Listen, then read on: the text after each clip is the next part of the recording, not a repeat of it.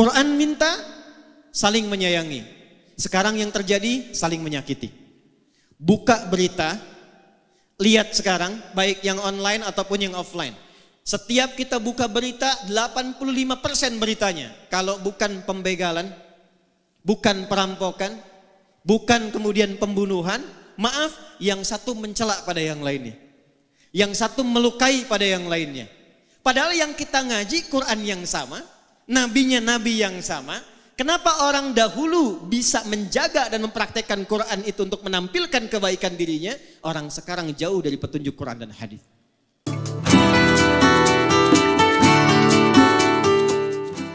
Assalamualaikum warahmatullahi wabarakatuh. Saya biasa kalau di dalam negeri atau di luar negeri, singgah pertama menapak di bumi manapun, itu alhamdulillah yang biasanya kami mohon doa kepada Allah, dimudahkan para pemimpin di wilayah itu dan masyarakatnya diberikan keberkahan. Kalau sudah saling mendoakan, diikat dalam kebaikan, nanti Allah bimbing pemimpinnya memiliki kebijakan yang baik, masyarakatnya merespon dengan nilai-nilai kebaikan. Hadirin sekalian, bila ada yang bertanya, kita akan masuk pada inti pembahasan kita. Apakah ada petunjuk dalam hadis Nabi tentang pertemuan kita? Apakah Nabi pernah mengisyaratkan? Apakah Nabi SAW pernah menunjukkan dalam sabdanya sehingga pertemuan kita bukan hanya menjadi ngaji bareng, tapi termasuk diikutkan pada sunnah Rasulullah SAW? Kita lacak dalam hadis-hadis yang diriwayatkan oleh para imam-imam hadis. Pertama, ada satu hadis yang banyak dikutip para ulama dan ahli hadis sehingga viral bukan hanya di satu kitab tapi beragam kitab. Kita ambil satu, Sunan Abu Daud. Abu Daud ini nama aslinya Sulaiman As-Sijistani, dari Sijistan. Hafal banyak sekali hadis dan lisannya itu ringan mengucapkan hadis, lunak sekali.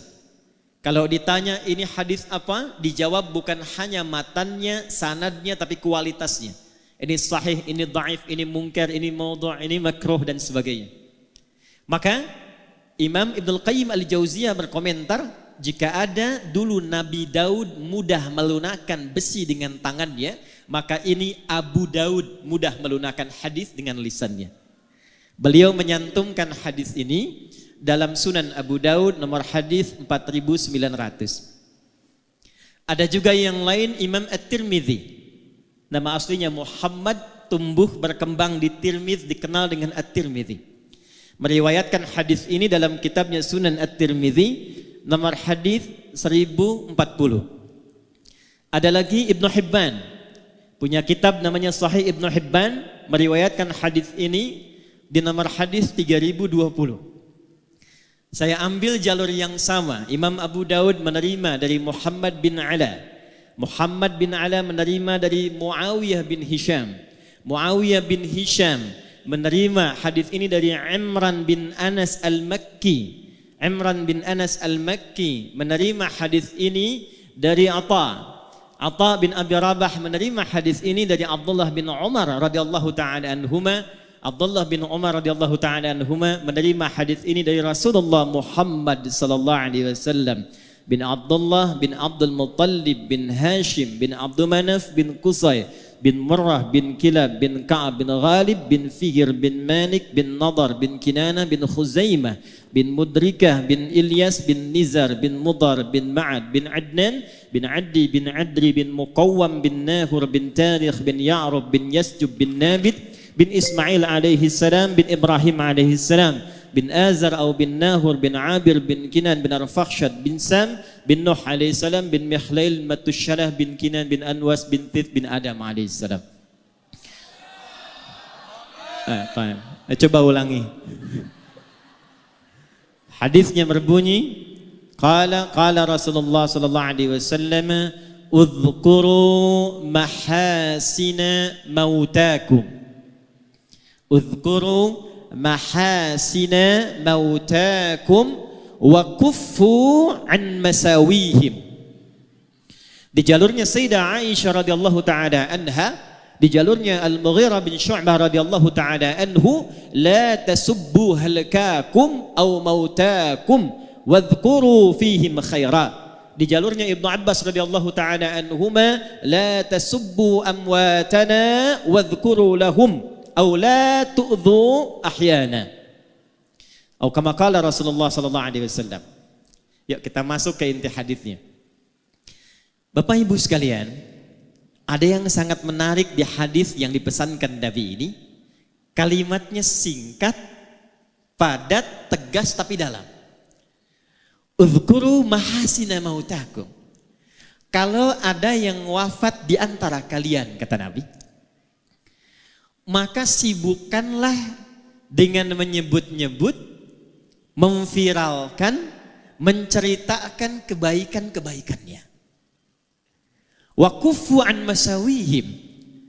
Wa kuffu ay imtana'u, dan kemudian tahanlah dirimu, jangan pernah lakukan an masawihim, untuk menyebutkan keburukan-keburukannya. Singkat, padat, dalam. Kalau ada orang wafat, kata Nabi, sibukkan diri kalian, apalagi keluarganya, kerabatnya, untuk memviralkan. Nah, di bahasa sekarang viral. Kalau terjemah dulu itu baru disebutkan, ceritakan. Kalau sekarang orang senang viral karena kalau sudah viral kemudian bisa di-share, bisa di-like dan di-subscribe. Viralkan. Kenapa mesti diviralkan? Di sini para ulama mengajarkan setidaknya ada 3 hal yang penting dalam kalimat Nabi ini, yang bila dikerjakan akan terus melahirkan manfaat bagi yang wafat, memberikan jariah bagi yang telah wafat, meneruskan kebaikan bagi yang hidup, dan yang ketiga yang paling penting, memberikan peta jalan kehidupan bagi yang hidup, bagaimana nanti setelah wafat akan dikenang seperti orang baik yang kita viralkan kebaikannya itu. Maka pelajaran pertama kita turunkan dengan cepat. 1, udzkuru mahasina mautakum. Kata para ulama, hadis ini yang pertama memberikan pesan dalam kepada kita, betapa Allah Subhanahu wa ta'ala saking tingginya memuliakan ciptaannya, saking tingginya mengistimewakan manusia sebagai hambanya yang utama. Maaf, jangankan saat hidup, saat wafat pun dijaga kehormatannya. Jadi hanya dalam Islam yang manusia itu dituntun untuk memuliakan manusia lainnya, jangankan dalam hidup, saat wafatnya pun dijaga. Ini saya berikan satu rahasia ya, tapi ini diantara kita saja nih. Nanti saya akan nyambung ke almarhum nih. Buka Quran surah 17 di ayat ke-70, paling kanan di pertengahan di mushaf. Hanya manusia yang saat diciptakan oleh Allah, itu dari awal penciptaannya sampai pemberian misinya, sampai wafat dan kembalinya, dimuliakan, disanjung, diviralkan di kalangan makhluk lainnya. Saya mulai Quran surah ke-17 tadi ayat 70. Walaqad karramna bani Adam wa hamalnahum fil barri wal bahr wa razaqnahum minat thayyibat wa faddalnahum ala kathirin mimman khalaqna tafdila. Walaqad karramna, ayatnya dimulai dengan lam, qad tambahna. Lam saja sudah taukid menguatkan, qad sudah tahqiq menjamin, na ta'zimun nafsi li ta'zimu sya'ni. Paham? Tidak. Kalau di Quran itu ada ayat dibuka dengan lam, ditambah dengan qad, ini menunjukkan ayatnya begitu istimewa, begitu penting, kandungannya tak sama dengan ayat biasa. Kalau sudah pakai lam, pakai qad, ditambah pakai na, singkatan dari nahnu, ditujukan ke Allah, ini menunjukkan informasinya bukan sekedar istimewa, tapi begitu agung, saking agungnya Allah menghadirkan keagungan zatnya untuk menunjukkan keagungan informasi yang disampaikan. Contoh bandingannya Quran surah 54 ayat 17, 22, 32, 40 tentang Quran. Walaqad yassarnal Qur'ana lidzikri fahal mim muddakir. Saking agungnya Quran, tingginya Quran, itu orang-orang yang mau berinteraksi dengan Al-Quran, ngaji Quran, membaca Quran, menghafal Quran, itu dijamin keutamaannya 4 kali dibandingkan dengan amalan biasa menggunakan lam, qad, dan na' ta'zimun nafsi. Karena itulah Quran tidak diturunkan kecuali malaikat yang istimewa yang membawa, Jibril. Sejak Jibril bawa Quran, naik status jadi Ruhul Amin, Sayyidul Malaikat. Diturunkan pada Nabi Muhammad sallallahu alaihi wasallam. Begitu Nabi Muhammad membawa Al-Quran, naik status beliau menjadi Sayyidul Anbiya wal Mursalin. Diturunkan di hari Jumat.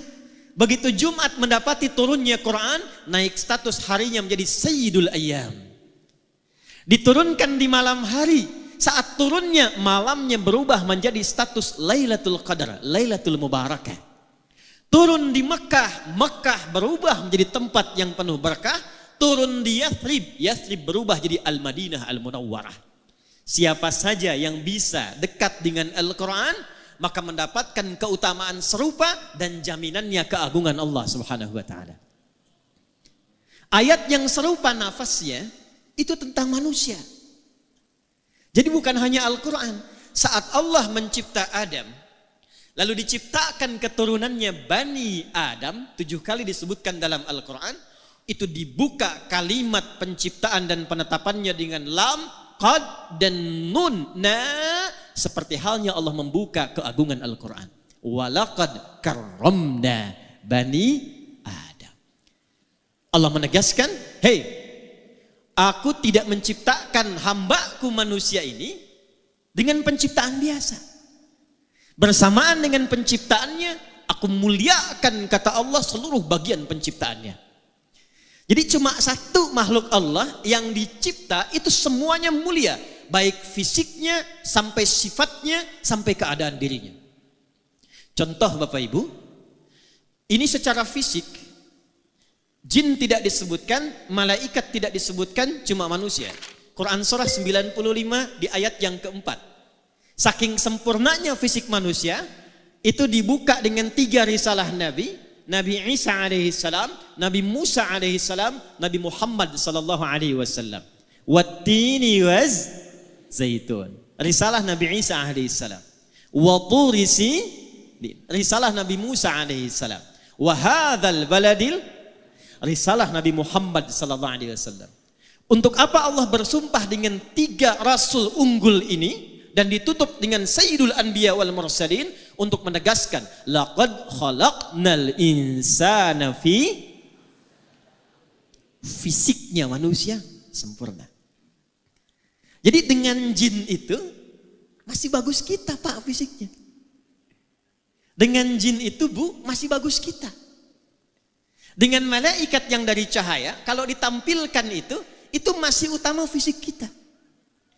Jadi dengan malaikat saja masih unggul, dengan jin unggul, apalagi dengan hewan. Ibu main ke kebun binatang di Medan, absen tuh dari monyet sampai singa. Bandingkan sama wajah ibu yang ada di cermin, jauh Bu. Jauh. Karena itu ketika disebutkan mulia, dinamakanlah dengan bashar. Disebutkan 35 kali dalam Al-Quran. Kita selalu ngaji Jumat tuh kalau enggak Yasin Al-Kahf. Ayat 110-nya, Qul innama ana basyarum mithlukum. Bashar itu bukan sekedar nama. Manusia yang dicipta dengan kulit halus dan baik. Karena itu enggak boleh di dalam Quran itu fisik sengaja dirubah. Enggak boleh. Quran surah keempat An-Nisa di ayat 118 sampai 119. La'anahullah, setan dilaknat oleh Allah. Kemudian dia berjanji, di antara janjinya, saya akan bisikkan kepada manusia supaya merubah tampilan dirinya. Yang pesek pengen jadi mancung, rubah. Apalagi merubah jenis. Yang laki-laki pengen jadi perempuan. Kena razia, nama siapa? Nia, Pak. Nama siapa? Nia. Nama lengkap? Kurniadi. Tidak boleh. Dan dahsyatnya, itu fisik kita itu kenapa tidak boleh dirubah? Karena bersamaan dengan tampilan fisik ini, melekatlah takdir maslahat kita sampai wafat. Ini Pak Musa kalau nggak begini tampilannya, nggak bisa jadi wagub. Pak Rahmat kalau nggak begini, nggak mendapatkan keberkahan sampai saat ini. Saya kalau dirubah tampilan misalnya mirip-mirip Ustadz Abdul Somad, antum nggak kenal saya. Jadi kalau Allah sudah mencipta, itu yang terbaik yang Allah siapkan untuk kita. Maaf, saya agak cepat sedikit. Turun ayat Quran, boleh saya berdiri? Izin ya Pak, izin. Baik. Bu. Baik.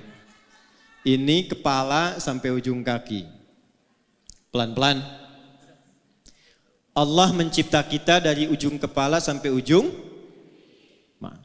Ini kepala sampai kaki bukan sekedar fisik biasa. Ini mulia. Saya ulangi. Kepala sampai kaki ini bukan sekedar fisik biasa, tapi mulia. Karena mulia, itu Allah turunkan ayat-ayat dalam Al-Quran untuk membimbing semua bagian fungsi tubuh ini dari kepala sampai kaki supaya fungsinya pun mulia. Supaya terjaga keadaan fisik ini. Diciptakannya bagus, berperilakunya mesti bagus, pulangnya pun mesti bagus. Contoh, ini mata fungsinya apa? Tuh, sudah salah. Kalau cuma melihat, itu belum masuk ke fungsi manusia. Hewan pun melihat. Ayam melihat. Kambing melihat. Elang terbang tinggi, anak ayam terlihat di bawah. Ibu naik pesawat, anak sendiri belum tentu kelihatan. Karena itu ketika Allah menunjukkan fungsi mata, dijelaskan dalam Quran bukan hanya fungsinya secara fisik, tapi menunjukkan kemuliaannya. Turun Quran surah ke-24, ayat 30 untuk laki-laki, 31 untuk perempuan. Perhatikan ayatnya. Qul lil mu'minina yaghuddu min absarihim. Katakan pada setiap laki-laki yang beriman kepada Allah, yang yakin Allah telah mencipta dirinya, yaghuddu min absarihim, jaga pandangannya, matanya hanya boleh melihat yang baik-baik saja. Saya ulang, matanya hanya boleh melihat yang baik-baik. Ketika yang dilihat tidak baik, palingkan. Nah, memalingkan dari yang tidak baik itu yang disebut dengan ghaddul basar. Saking mata ini mulia, Allah melarang mata ini melihat yang tidak baik. Itu istrimu, lihat. Itu istri orang, jangan banyak dilihat. Ini proyek kamu, lihat. Itu proyek orang, jangan banyak kemudian berminat untuk diambil dengan cara yang tidak tepat. Ini pulang dari masjid nih, ini sandal kamu, itu sandal orang. Paham? Paham? Jadi sepanjang kita jadi manusia, kenapa dilarang untuk melihat yang tidak baik? Supaya menjaga kemuliaan penciptaan matanya. Dari mata turun ke, langsung ke hati aja Bu. Ke lisan. Dari mata turun ke lisan, ke mulut. Apa fungsi mulut? Tuh. Bicara yang baik, turunlah Quran surah ke-49 ayat ke-11 sampai 12. Perhatikan kalimatnya. Ya ayyuhalladzina amanu. Dipanggil pakai ya, disebutkan 361 kali dalam Al-Quran, memanggil yang dekat, menengah dan jauh. Setelah itu ada ayyuha, disebutkan 150 kali dalam Al-Quran. Ayyunya menguatkan, haknya mengingatkan, tanbih. Setelah itu ada alladzina, disebutkan 1080 kali dalam Al-Quran. Itu memanggil semua tanpa kecuali. Yang besar, yang kecil, laki-laki, perempuan, tua, muda, punya jabatan, tak punya jabatan. Kata Allah, hei, semuanya tanpa kecuali. Yang tinggalnya dekat, yang menengah, yang jauh. Laki-laki, perempuan. sepanjang Anda merasa yakin dengan Allah yang telah mencipta lisan kita, la yaskhara qaumin qaum. Jangan biasakan mencela. La yaghtab ba'dukum ba'da. Jangan gibah. Jangan gosip. Kenapa dilarang melukai dengan celaan? Kenapa lisan tidak boleh merendahkan? Karena dijaga oleh Allah supaya lisan ini selalu tampil terhormat. Sebab ketika ada seseorang mencela, itu pasti keadaan dirinya rendah di hadapan Allah Subhanahu wa taala.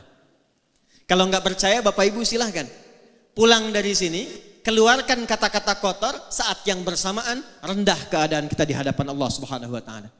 Itulah sebabnya muncul hukum haram. Dari kata hormat, sesuatu yang terhormat. Jadi turunnya hukum haram ini asalnya bukan ingin mencegah kita dari satu perbuatan, bukan. Tapi ingin menjaga kehormatan kita karena Allah menciptakan kita dalam keadaan yang mulia. Satu. Ini penting dulu saya sampaikan, ini saya mohon maaf sebesar-besarnya, karena kita kehilangan bagian pertama ini.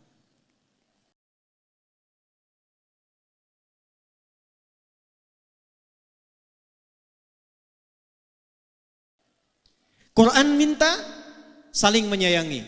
Sekarang yang terjadi saling menyakiti. Buka berita, lihat sekarang baik yang online ataupun yang offline. Setiap kita buka berita 85% beritanya kalau bukan pembegalan, bukan perampokan, bukan kemudian pembunuhan, maaf, yang satu mencela pada yang lainnya. Yang satu melukai pada yang lainnya. Padahal yang kita ngaji Quran yang sama, nabinya nabi yang sama. Kenapa orang dahulu bisa menjaga dan mempraktekkan Quran itu untuk menampilkan kebaikan dirinya? Orang sekarang jauh dari petunjuk Quran dan hadis. Ini bagian pertama. Awas hati-hati ya, hati-hati. Karena nanti ada orang yang saat akan masuk surga, ditimbang amalnya, kata Nabi, ternyata terhambat dia karena pernah melukai fisik baik dirinya ataupun orang lain. Yuk kita lihat. Cek hadis Muslim. Riwayat sahabat Abu Hurairah radhiyallahu taala anhu. Saya agak cepat. Jadi satu kali Nabi sedang kumpul begini, tiba-tiba beliau tanya pada sahabatnya, "Atadrunal muflis?" Tahukah kalian tentang orang yang bangkrut saat di hari kiamat nanti? Lalu sahabat rebutan menjawab. Kata mereka, "Ya Rasulullah, al-muflisu fina ma la dirham lahu wa la mata'." Orang bangkrut menurut kami yang sudah tidak punya uang sepeser pun, tak ada aset sedikit pun. Secara teori dunia benar. Tapi perhatikan jawab Nabi. Al-muflisu min ummati. Orang bangkrut yang mengaku umatku itu. Tolong garis bawahi ya. Nabi tidak menyebutkan umatnya Nabi Isa, tidak menyebutkan umatnya Nabi Musa, tapi ada orang mengaku umatnya Nabi Muhammad sallallahu alaihi wasallam. Saya tanya yang hadirin di sini semua, kita umatnya Nabi bukan? Ulangi, kurang keras. Umatnya Nabi bukan? Perhatikan baik-baik, hati-hati. Ada di antara umat Nabi, ya'ti yaumal qiyamati, datang di hari kiamat bisolatin, solatnya rajin sekali. Jadi tercatat tulisan di kitabnya itu rajin solat. Jangankan fardunya, sunnahnya pun dia buru. Dia tahajud, dia sholat sunnah, ada catatannya. Wasyamin, rajin puasa. Jangankan Ramadan, Senin datang dia puasa, Kamis datang dia puasa. Dia tak tunggu Senin Kamis, dia lakukan puasa Daud. Wazakatin, rajin zakat. Fokus. Cuma sayang kata Nabi, wayati qad syatama hadza. Tapi saat yang bersamaan dia pernah mencaci orang lain. Wa qadzafa hadza, menuduh orang lain. Wa daraba hadza, menyakiti fisik orang lain. Puncaknya, awas hati-hati, wasafaka dama hadza, bahkan ada yang menumpahkan darah menyebut nama Allah di dalamnya. Allahu Akbar, tembak orang lain. Allahu Akbar, bunuh orang. Allahu Akbar, bom orang lain. Hati-hati, kalau Nabi pernah sampaikan berarti potensi terjadinya itu mungkin terjadi. Maka kata Nabi kalau ada yang seperti itu mesti hati-hati. Karena apa yang terjadi? Tu'khadhu hadza min hasanati. kalau ada orang baik sholat, lantas dia setelah sholat mencela orang, maka diambil pahala itu dari sholatnya, diberikan kepada orang yang baru dicelanya itu.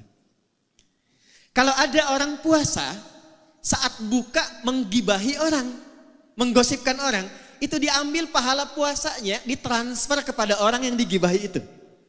Fa in faniyat hasanatuhu, kalau habis kebaikan ini masih ada sisa satu, pernah fitnah orang, maka karena nggak ada bekal lagi, bangkrutlah dia. Dosa-dosa orang yang difitnah itu diambil, diberikan kepadanya. Faturiha finnar, maka dicuci dulu di neraka, baru kemudian diangkut, diberikan ke dalam surga. Fisik. Awas, penting saya sampaikan karena sabda Nabi ini zaman sekarang kita mudah dapati. Betapa banyak orang cuma update status tapi isinya bisa melukai orang lain.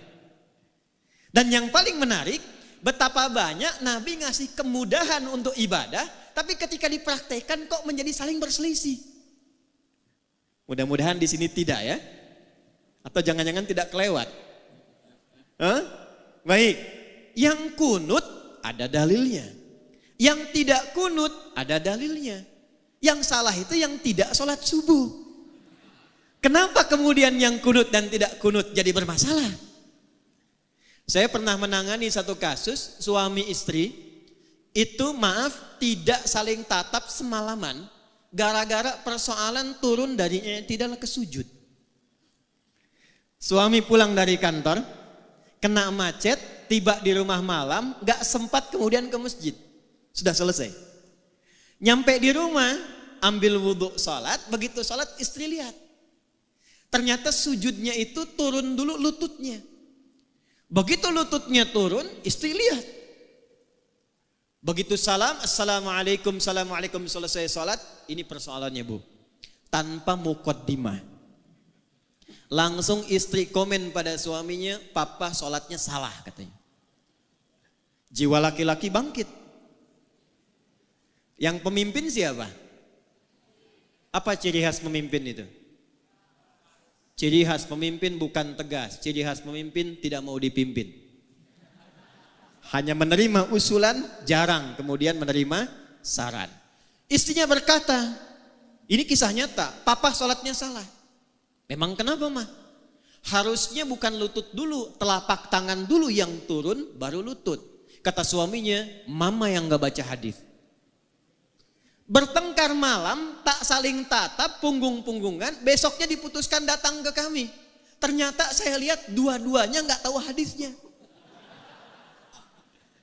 Istri belajar dari Ustadz A, suami belajar dari Ustadz B.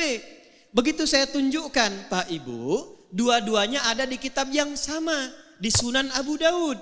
Ini yang pakai lutut duluan, nomor hadis 838, dari Wa'il bin Hujur. Yang pakai telapak tangan cuma beda 2 nomor. Nih kiri atas Abu Hurairah nomor hadis 840.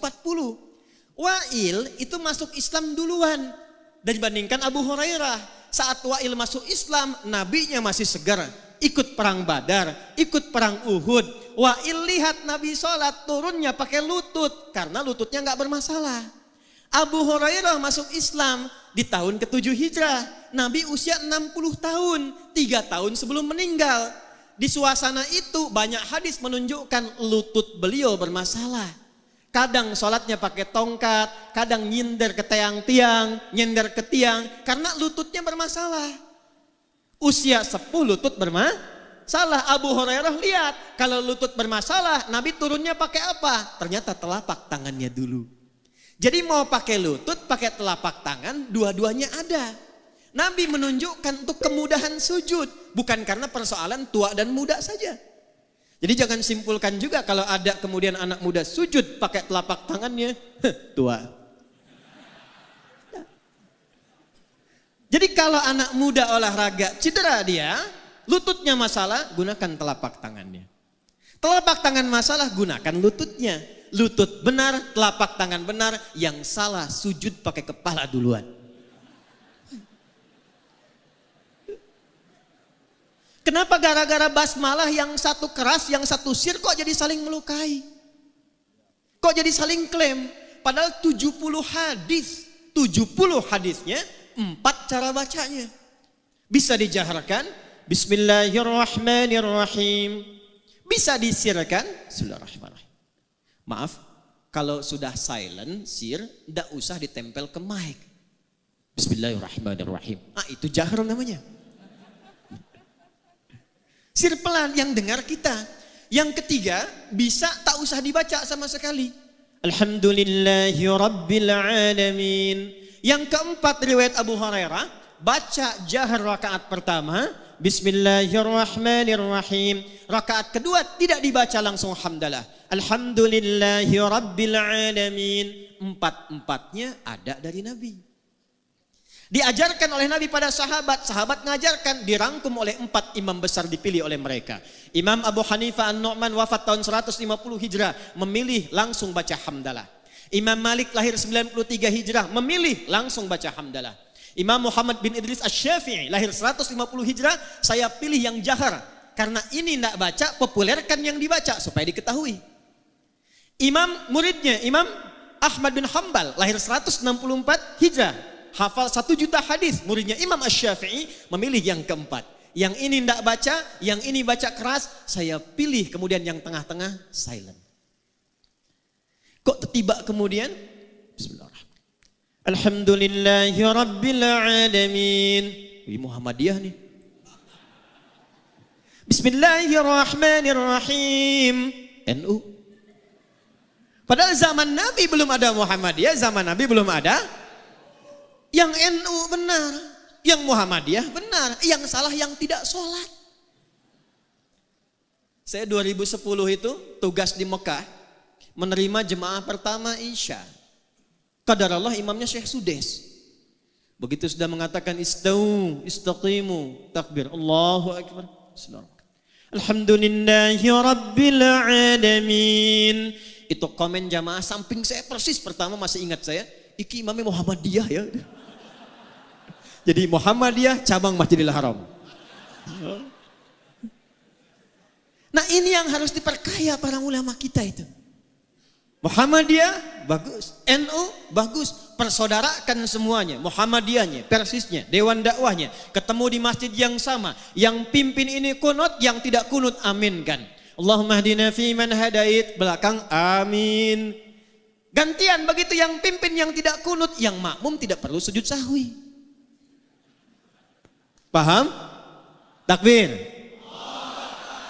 Bagian pertama. Jadi tidak ada babnya saling celah. Yang paling menarik ngajinya Quran, sunnahnya sunnah Rasulullah. Kok bisa pulang dari situ nggak saling sapa? Assalamualaikum akhi, beda manhaj. Ngaji ke sana yuk, bid'ah. Itu tidak saya temukan tuh dalam Quran, dalam sunnahnya. Maka yang pertama kita lakukan, satu, Islam menjaga kehormatan fisik, menyatukan, bukan memisahkan. Paham? Nah. Yuk, kita lihat teladan beliau tadi. Diputar videonya, saya senang karena itu sunnahnya. Bukan memperlambat taklim, bukan. Awas belakang tuh, istighfar tuh tadi tuh yang teriak. Cepet katanya, bukan. Ini sunnahnya tadi itu. Jadi dibandingkan yang saya sekarang ini, itu yang tadi itu lebih tinggi sunnah muakkadahnya dari itu. Karena hadisnya itu viralkan kebaikannya. Betapa beliau menyambung silaturahim. Memuliakan orang tanpa melihat fisiknya. Ada yang tidak ditampilkan di sini. Tapi sejak 16 September 2005 dan didirikan YAPI itu, saya melihat di antara murid saya yang dimuliakan oleh beliau, ternyata ada murid-murid penghafal Quran kami. Siapa yang bisa melunakkan hati Anda untuk ada di sini? Saya tidak punya kemampuan. Siapa yang bisa melunakkan hati kami untuk hadir di sini? Maka keteladanan pertama yang penting saya sampaikan, seperti tadi ditampilkan beliau sayang pada keluarganya, sayang pada anaknya, perhatian pada cucunya, sayang kepada orang dekat dan jauh, punya program persiapan pulang ke akhirat, itu bagian pertama yang kita tampilkan. Jelas sampai di sini? Satu. Dua, saya agak cepat. Udhkuru mahasina mautakum wa kuffu an masawihim. Jika ada orang yang telah wafat, Viralkan kebaikan-kebaikannya dan tahan dari menggunjingkan keburukannya. Apa makna yang kedua kata para ulama? Dari kebaikan yang telah kita ketahui tadi, jangan cukupkan sekedar menjadi informasi. Saya ulang ya. Jangan cukupkan sekedar menjadi informasi. Ada 9 lafaz di hadis Muslim, cukup Nabi yang memberikan garansi lewat hadis ini. Perhatikan kalimatnya. Disebutkan 9 lafaz di hadis Muslim, kalimatnya idza matal insan. Atau dalam riwayat lain idza matal abdu. Imam Nawawi rahimahullahu taala dalam syarahnya menafsirkan idza matal insan ay idza mata ibnu Adam. Kalau seorang manusia yang beraktivitas meninggal dunia. Maaf. Manusia disebut dengan 5 nama dalam Quran. Berapa nama? Ada bashar 35 kali disebutkan dalam Quran. Ada ins dipasangkan dengan jin 18 kali disebutkan di Quran. Ya ma'syaral jinni wal wa ma khalaqtul jinna wal. Ada insan 65 kali disebutkan dalam Quran. Yang keempat ada nas 240 kali disebutkan dalam Quran. Dan yang kelima ada Bani Adam 7 kali disebutkan dalam Quran. Semua nama itu punya makna. Kalau disebutkan insan, itu artinya menunjuk aktivitas manusia dari bangun sampai tidur lagi. Saya ulang ya. Kalau disebutkan insan, ya iqra bismi rabbikal ladzi khalaqal ar-rahman 'allamal khalaqal. Kalau disebutkan al-insan, itu bukan sekedar menunjuk nama manusia, tapi menekankan totalitas aktivitasnya dari bangun tidur sampai tidur lagi. Nah, Nabi menyebutkan dalam hadis riwayat Muslim tadi, idza matal insan, jika manusia yang beraktivitas dari bangun sampai tidur lagi itu selesai aktivitasnya. Ini ingin memberikan pesan kepada kita. Anda sesibuk-sibuknya, sehebat-hebatnya, punya jabatan yang tinggi, harta yang banyak, ilmu yang luas, tetap kita akan wafat. Itu poinnya. Idza matal insan, kalaupun sibuk sampai tidurnya sedikit, bisnisnya banyak, ngajarnya banyak, kedudukan tinggi, pada akhirnya wafat. Meninggal. Quran surah 39 ayat 30, innaka mayyitun wa innahum mayyitun. Silahkan berbuat apapun kata Nabi, tapi pada akhirnya Anda wafat. Nah, sebelum wafat itu, ini poinnya. Maka Nabi berpesan, bagi setiap personalnya lewat hadis Muslim tadi, siapkan diri kita supaya saat wafat itu mendapatkan kebahagiaan yang sama atau bahkan lebih dengan saat hidup. Maaf, jangan sampai hidup rumahnya mewah, enak kerjanya, aktivitas nyaman, tapi begitu wafat kemudian suasananya menjadi sempit dan gelap. Ukuran berapa di alam kubur itu? 2 kali 3, 3 kali 4, ada yang 10 kali 15? Tidak ada ya? Baik, tapi perhatikan baik-baik. Ada orang-orang yang menyiapkan sebelum wafatnya sehingga dijamin oleh Allah tempat kuburnya lebih luas dibandingkan dengan apa yang dia dapatkan di bumi. Saya lihat tadi lewat Raja Wali 28, luas sekali itu. Beberapa rumah luas sekali, lebar. Tapi ada orang masuk kubur, itu diberikan kenikmatan oleh Allah. Tempatnya lebih luas dari tempat yang pernah dia tinggali di bumi. Gak percaya nanti silahkan. Antum minta wasiat dikuburkan samping ulama yang dikenal soleh. Lihat nanti lapaknya tuh. Lihat tempatnya. Bagaimana kenikmatannya. Quran surah ketiga ayat 169 sampai 172. Saya agak cepat. وَلَا تَحْسَبَنَّ الَّذِينَ قُتِلُوا فِي سَبِيلِ اللَّهِ أَمْوَاتًا بَلْ أَحْيَاءٌ عِنْدَ رَبِّهِمْ يُرْزَقُونَ فَرِحِينَ بِمَا آتَاهُمُ اللَّهُ مِنْ فَضْلِهِ. Maaf keluarga besar Haji Hanif. وَيَسْتَبْشِرُونَ بِالَّذِينَ لَمْ يَلْحَقُوا بِهِمْ مِنْ خَلْفِهِمْ أَلَّا خَوْفٌ عَلَيْهِمْ وَلَا هُمْ يَحْزَنُونَ.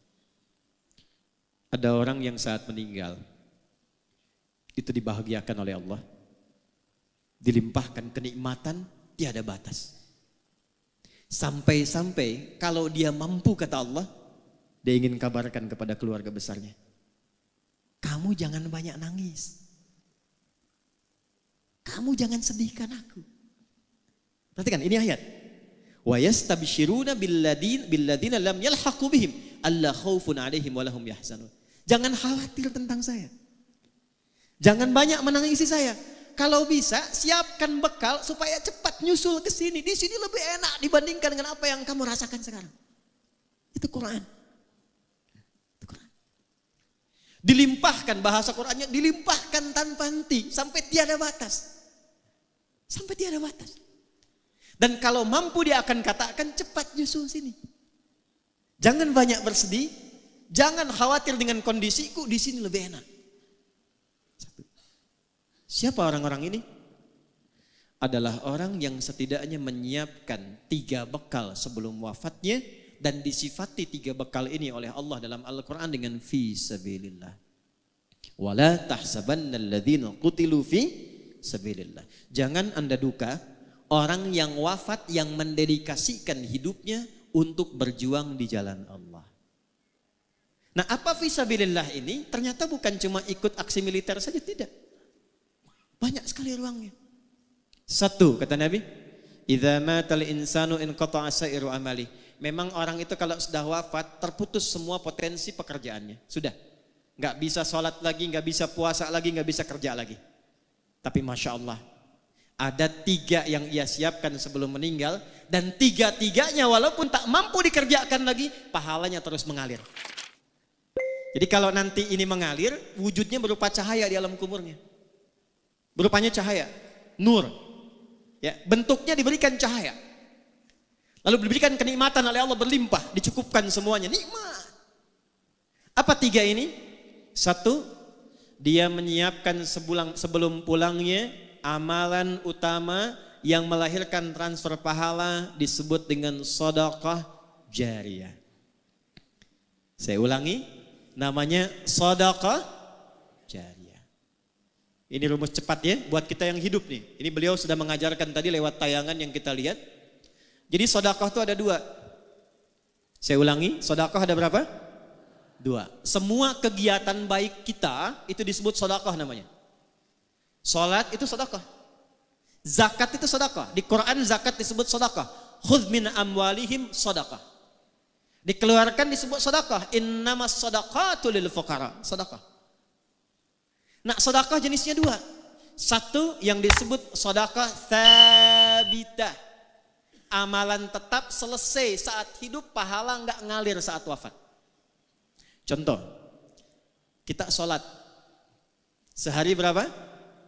5 kali yang fardu. Setelah meninggal kan tak sholat lagi. Nah, yang mengalir pahalanya itu yang kita kerjakan saat hidup. Selesai meninggal enggak dapat transfer pahala lagi dari sholat kita. Selesai. Itu namanya sedekah tsabitah.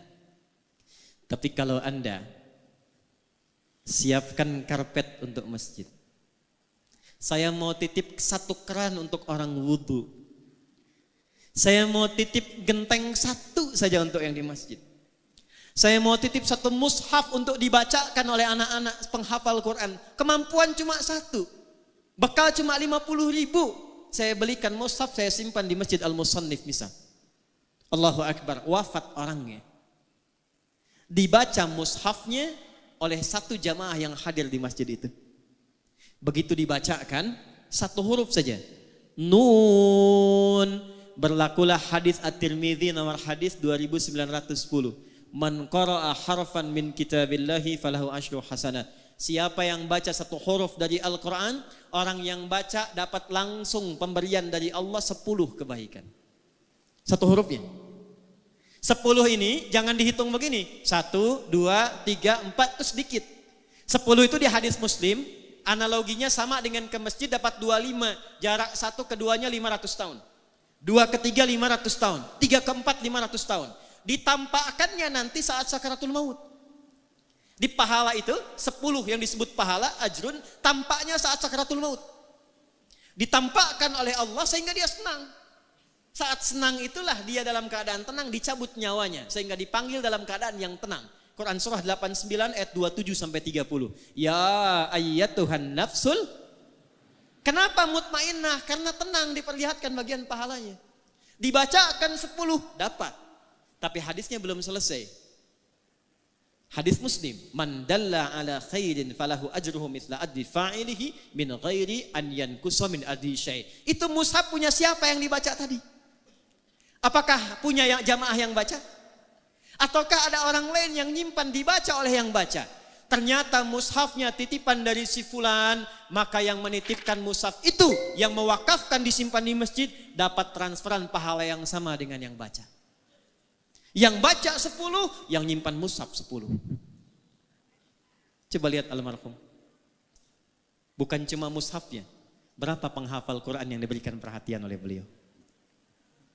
Berapa banyak masjid yang telah dibangunkan, berapa kali orang ruku dan sujud di masjid itu? Berapa banyak orang wudu mendapatkan bagian dari keberkahannya? Pertanyaan terbesar saya pertama, maaf izin keluarga besar. Dari anggota keluarga yang hadir saat ini, berapa di antara yang berminat meneruskan keteladanan itu? Karena contoh pertamanya bagian keluarganya. Saya berikan kabar gembira untuk keluarga. Ini bukan ngarang-ngarang, kami belajar tafsir, belajar Quran. Jika ada anak meneruskan kesolehan orang tua, itu satu keluarga besar. 16 keluarga besar beliau, istri beliau yang mulia Hajah Syarifah, keluarga besar beliau, anak-anaknya sampai cucunya. Kalau benar diteruskan, itu surga yang Allah janjikan, bukan surga biasa. Turun Quran surah 13 Ar-Ra'd ayat 23 sampai 24, dari 8 pintu surga. Surga itu ada 8 pintunya, tengah-tengahnya tamannya, namanya Aden. Yang tertinggi Firdaus. Kalau ada anak meneruskan kebaikan orang tuanya, maka saat masuk surga itu anaknya dipanggil untuk menggandeng kedua orang tuanya. Lewat tengahnya taman indah surganya. Saya bacakan ayatnya. Jannatu adni yadkhulunaha. Ada satu keluarga besar dipanggil oleh Allah, bukan 1 2, semua keluarganya. Jadi kalau normal hisab itu kan fulan, Adi Hidayat datang, Lutfi datang, Andre datang, Andi datang. Ini tidak. Satu keluarga besar, Anif hambaku datang. Siapa mereka ini? Wa man salaha min abaihim, anaknya pertama disebut, anaknya. Gandeng bapak ibumu yang soleh itu, yang telah kemudian menanamkan legasi amal yang kau teruskan. Minta digandeng. Ini Allah yang firmankan. Kalau ayah memulai, itu wajar. Tapi kalau anak cucu mengikuti, itu tidak mudah. Tidak mudah. Makanya nasihat para nabi itu sebelum meninggal, yang dikumpulkan anak-anak itu bukan persoalan warisan harta, tapi meneruskan kebaikan yang telah kemudian dikerjakan orang tuanya. Quran surah kedua Al-Baqarah di ayat 133. Lihat kalimatnya. Am kuntum syuhada'a idh hadara Ya'qub al-maut idh qala li banihi ma ta'buduna min ba'di. Pernah enggak Anda dengar kisah viral tentang Nabi Ya'qub? Bukan cuma punya anak Yusuf, punya anak 12, ada Benyamin, ada Yahuda dan sebagainya. Bukan itu. Sebelum wafatnya dikumpulkan anak-anaknya, ditanya, kalau bapak meninggal, kalian bagaimana amalnya? Apa jawab mereka? Qalu na'budu. Ya bapak, jangan khawatir. Setelah ayah anda meninggal, tanamkan dalam hati bapak yang dalam, kami tidak akan pernah keluar dan menyimpang dari nasihat-nasihat ayah untuk meneruskan amal-amal kebaikan ayah. Na'budu ilahaka wa ilaha abaika Ibrahim wa Ismaila wa Ishaq ilaha wahidah. Kata anak-anaknya Yakub, Pak, jangan khawatir. Amal-amal yang telah bapak tinggalkan kami teruskan. Kami tidak akan menyembah Tuhan selain Allah. Pastikan supaya bapak pulangnya pun tenang. Begitu Yakubnya meninggal dalam keadaan tenang, diteruskanlah oleh putra-putranya beliau. Ada Yusuf alaihissalam. Dan Yusuf lebih sukses dibandingkan ayahnya Yakub. Wa azwajihim, dan istri-istrinya. Jadi ayah sama ibunya, anak gandeng pasangan masing-masing. Jadi hisabnya tuh begini, keluarga besar datang. Setelah itu gandeng masing-masing. Yang sudah menikah berpasangan, gandeng. Nanti bapaknya minta digandeng. Ya, wa man salaha min abaihim wa azwajihim wa dzurriyyatihim. Cucu-cucunya diminta bergandengan. Itu belum dahsyat. Wal malaikatu yadkhuluna 'alaihim min kulli bab.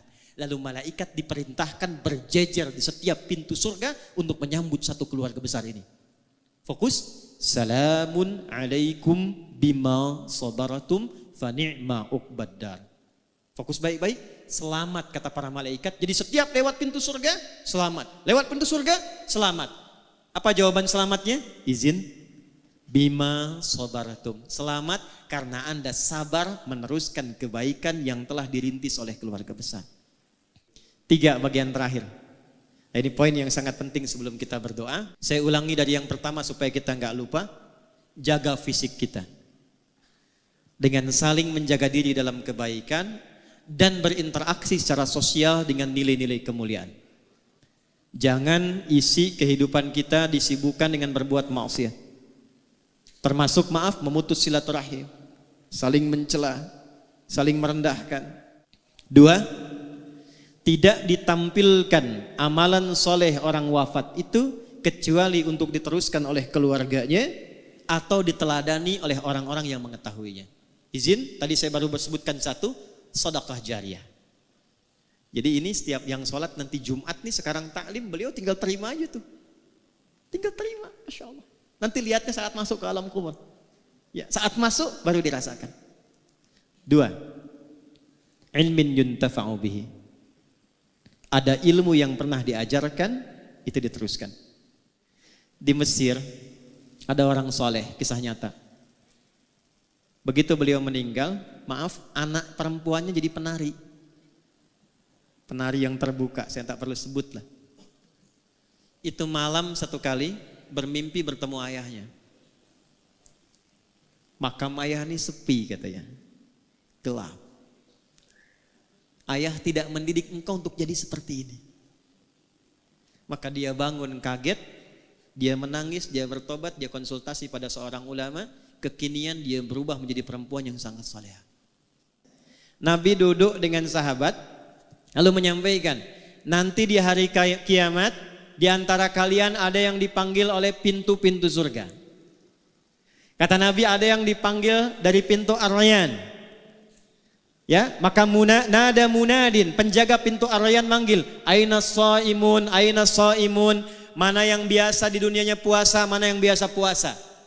Maka nanti refleks amalan puasa itu menggerakkan tubuh bangkit. Nggak bisa antum asal bangun, saya tidak. Karena mulut dikunci. Al-yauma nakhtimu ala afwahihim wa tukallimuna aydihim wa tashhadu arjuluhum. Itu yang menggerakkan tubuh bangun, itu amal kita. Kalau tidak biasa puasa, tidak bisa bangun. Tapi kalau biasa puasa, amalan puasanya mendorong tubuhnya bangkit, langsung dia pergi ke tempat itu. Fa idza dakhaluhu ughliqa. Kalau masuk semua, tutup langsung. Nggak bisa ngintip. Itu pintunya Ar-Rayyan yang biasa puasa. Ada pintu namanya babut tahajud. Memang tidak rajin puasa, tapi dia tunggangi satu amalan, saya pengen tahajud. Maka nanti dipanggil lewat pintu namanya pintu tahajud, babut tahajud. Ada pintu namanya babu sedekah. Pilih 8 amalan pokok, pilih salah satu, tunggangi itu sebelum kita pulang menghadap Allah Subhanahu wa taala. Itu rumusnya. Abu Bakar tanya, "Ya Rasulullah, apakah ada nanti di surga yang dipanggil oleh semua pintu itu?" Jadi begitu dihisab, itu baru hisab dimulai, pintu semua manggil. Mana fulan, mana fulan, mana fulan, bukan umum lagi. Ya. Mana si fulan, semua pintu manggil. Kata Nabi, ya akan ada dan aku berharap engkau termasuk bagian dari orang yang dipanggil semua pintu surga itu. Saya mau tanya sebentar sebelum menutup. Kalau Nabi mendoakan itu pasti tidak? Diijabah tidak? Perhatikan Abu Bakar As-Siddiq sekalipun sudah mendapat doa Nabi, beliau tidak berhenti dengan senyuman. Alhamdulillah, qabul. Tidak. Apa yang dilakukan beliau? Besoknya Nabi keliling, Nabi kumpulkan sahabat, Nabi tanya, siapa hari ini yang sudah jamaah? Semua angkat tangan. Jadi semua sahabat Nabi itu yang sangat baik, amalnya banyak, dekat dengan Nabi, di dunia hidup dengan Nabi, melihat Nabi, beramal membersamai Nabi, di alam kuburnya jaminan bagus, di akhirat surganya tinggi, itu masih jamaah ke masjid. Ada orang, bukan di sini ya, bukan sahabat Nabi, belum jelas amalannya, tidak membersamai Nabi di dunia, terancam dengan alam kuburnya, surga belum jelas. Rumah dekat masjid, speaker masjid menghadap ke rumahnya, masih belum tergerak untuk ke masjid.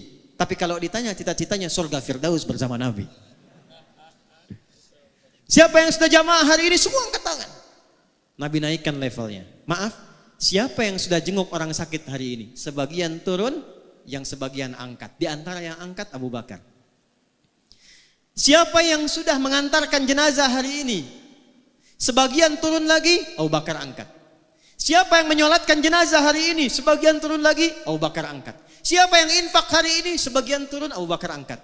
Jadi rupanya begitu mendapatkan konfirmasi di lisan Nabi yang mulia, ada orang dipanggil dari semua pintu surga itu, beliau keluarkan kurikulum amalnya jadi catatan. Setiap hari keliling untuk mengamalkan catatan itu. Abu Bakar Siddiq. Dipeganglah tangan beliau oleh Nabi sallallahu alaihi wasallam, dikatakan, hadza akhi, Abu Bakar ini saudaraku. Faman adahu faqad adani. Siapa yang menyakiti Abu Bakar, dia telah menyakiti aku. Surah Az-Zumar, surah 39 ayat 73 menutup, wasiqal ladzina taqaw rabbahum ilal jannati zumara. Adakah di antara Anda, kata Allah, yang ingin termasuk dalam golongan orang-orang takwa yang dikumpulkan oleh Allah, lintas keluarga, lintas tetangga, masuk semua rombongan satu surga. Hatta idza ja'uha wa futihat abwabuha qala lahum khazanatuha. Sampai ketika dibuka pintu besar surganya, rombongan semua masuk, penjaga surganya mengatakan, salamun alaikum, selamat. Anda kompak saat di dunia, kompak. Tibtum, Anda jadi orang baik saat di dunia. Jadi acara kita ini selepas pulang mesti menginspirasi kita merubah jadi baik. Makanya keluar dari masjid beda doanya dengan saat masuk. Coba lihat doa masuk masjid itu apa? Allahumma ftahli abwaba rahmati. Ya Allah, mohon bukakan untukku pintu-pintu rahmatmu. Saya tanya sama antum deh yang laki-laki, kalau masuk masjid itu dari satu pintu atau banyak pintu? Banyak, masuk sini keluar lagi, masuk sana keluar lagi gitu. Walaupun pintunya banyak, pasti masuknya di satu arah kan? Satu pintu kan? Pintu itu kalau satu babun, kalau banyak abwabun. Kok bisa masuk satu pintu, minta doanya banyak pintu? Allahumma ftahli abwaba rahmati. Perhatikan ya, saya mau akhiri. Ya Allah, mohon bukakan untukku pintu-pintu rahmatmu. Kenapa rahmat pintunya banyak? Karena umumnya ada 3 pintu rahmat. 1, ada pintu solusi dari orang yang sedang punya kesulitan. Itu di Quran surah kedua Al-Baqarah ayat 155 sampai 157. Perhatikan kalimatnya. Wala nabluwannakum bisyai'. Ada orang hidup yang dapat ujian. Minal khauf, gelisah. Ini ada sebagiannya sudah gelisah nih, jam berapa selesainya? Wal ju', ada yang lapar. Ada yang datang ke sini dari sejak subuh, belum sarapan. Wa naqsim minal amwal, ada yang datang ke masjid barangkali punya persoalan di kantornya. Akhir bulan belum jelas bagaimana gajiannya. Wal anfus, ada yang sakit sampai sebagian wafat. Terakhir, maaf, wat thamarat, ada yang hasil kerja kerasnya mungkin diambil orang lain. Maksudnya apa? Tidak semua yang masuk ke masjid itu hatinya gembira. Ini wajahnya senyum-senyum, mungkin sedang punya masalah. Maka saat Anda masuk, dijawab oleh Allah, masuk, sholat 2 rakaat, sujud, minta. Saat Anda minta itulah Allah jawab. Apa jawabannya? Ayat 157-nya. Ulaika alaihim salawatum min rabbihim wa rahmat. Jadi Anda masuk, Allahumma ftahli abwaba rahmatik, rahmat. Allah tanya, rahmat yang mana yang kamu inginkan? Saya punya masalah ya Allah. Nama saya memang rahmat, tapi masalah saya banyak. Sujud minta. Makanya ke masjid itu jangan cuma diam. Datang, sholat 2 rakaat, sujud minta. Bukan bikin status. Bukan gosip. Saya tidak Ustaz, tidak seperti ibu itu tuh, sama. 2, maaf. Rahmat Allah yang kedua itu singkatnya puncak ampunan dari dosa yang sudah berlumur. Pernah mabuk, pernah zina, pernah bunuh, pernah merampok, pernah membegal. Ada yang begitu di sini? Mumpung ada polisi di luar tuh. Ya? Kalau ada orang pernah menyimpulkan bahkan ini dosa saya terlampau banyak, tidak tahu diampuni atau tidak, maka Allah turunkan sifat yang tertinggi yang keempat. 1 ghafir, 2 ghafar, 3 ghafur, 4 rahim dengan rahmatnya. Turun Quran surah 39 ayat 53. Qul ya ibadiyalladzina asrafu ala anfusihim la taqnatu min rahmatillah. Anda datang ke masjid, sujud, taubat. Begitu taubat, diampuni dosanya oleh Allah, diberikan jalan pulang yang lapang. 3. Jadi bagian yang paling penting. Rahmat Allah meminta keutamaan dunia dan akhirat. Meminta keutamaan dunia dan akhirat. Dan puncak tertingginya surga. Makanya komen Nabi, susah orang masuk surga dengan amalnya kalau bukan rahmat Allah. Maka sering kita mintakan kemuliaan dunia dan akhirat, kita punya nama doanya. Doa yang hanya viral di Indonesia. Al-Baqarah ayat 201. Wa minhum may yaqulu rabbana atina fid dunya wa fil akhirati wa qina adzabannar. Doa apa itu? Sapu jagat. Ada doa sapu jagat, ada doa sapu enggak ada jagatnya, ada doa jagat enggak ada sapunya. Cuma di Indonesia, orang Arab enggak kenal itu. Ya? Tapi doanya ada. Al-Baqarah ayat 201. Itulah masjid. Tapi ini yang mau saya akhiri sebelum kita berdoa. Coba keluar dari masjid. Kakinya kaki apa? Doanya sama enggak dengan saat masuk? Tidak. Saat keluar yang kita katakan Allahumma inni as'aluka min fadlik. Ya Allah, aku keluar sekarang. Aku minta yang utama darimu yang merubah diriku lebih baik dari sebelum masuk. Acara ini sekarang ada di masjid. Tapi kita belajar dari hadis tadi bagaimana meneladani kebaikan-kebaikan Allah yarham supaya kita praktekkan dalam hidup. Maka saya tidak menginginkan ada satu orang pun keluar dari masjid ini kecuali berubah keadaan hidupnya lebih baik daripada sebelumnya. Ya? Insya Allah keluar dari sini kita menjadi rajin sholat. Insya Allah keluar dari sini kita menjadi rajin mengaji Al-Quran.